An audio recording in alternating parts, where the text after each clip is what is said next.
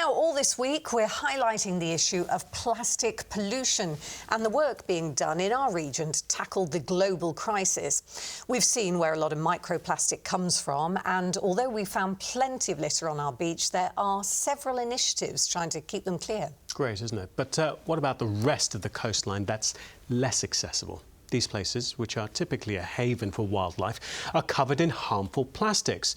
Well, Bob Cruz has been to meet a group paddling to find plastic waste in those hard-to-reach places.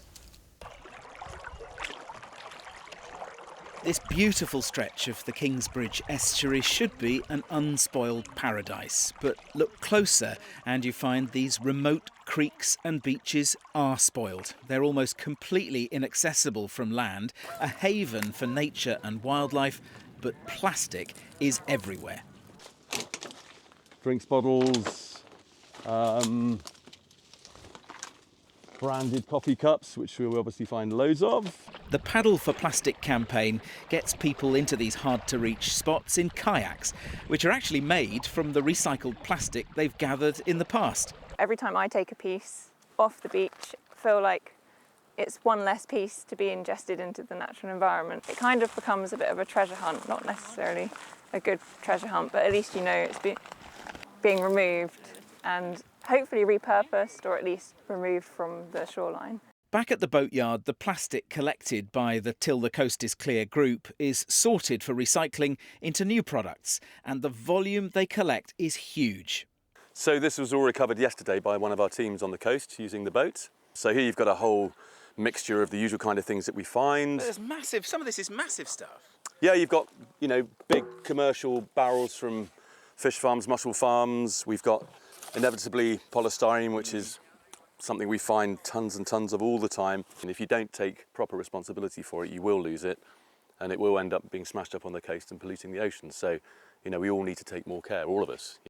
It's easy to pick up the larger items which wash up on the beaches, but as plastic degrades and breaks down into ever smaller and smaller pieces, the job becomes much harder. Here there is thousands of bits of microplastic. It's hard to see. You've got nurdles, there's a nurdle, that's the base of all moulded plastics, that's how they get transported, so a little circular nurdle. There's another one there, and these are all microplastics. And you can see there's literally hundreds of particles of plastic in amongst this natural material, and as you dig down you can start finding even more of it. And this is what it's like on every stretch of the coastline, all around the UK, and dare I say, all around the globe. For the people trying to keep our coastline free of plastic pollution and protect our marine environment, it can feel like a never-ending task, but they carry on anyway.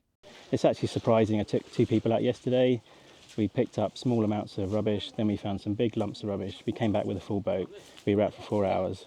And then when you take them to the yard, and you see the enormity of what's there, yeah, that's kind of the achievement factor, isn't it? Every time you go back, you're like, yeah, we're doing something good here. So.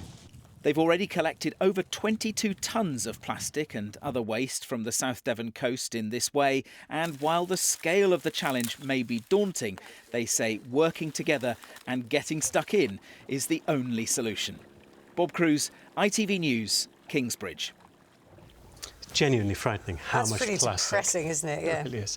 Well, so far we've seen the source of microplastics and the work being done to remove them. But how do you recycle plastic properly? Well, tomorrow evening we'll look at old fishing nets and how a scheme which began in Mevagissey a decade ago is now helping to save waste in every major port in the country.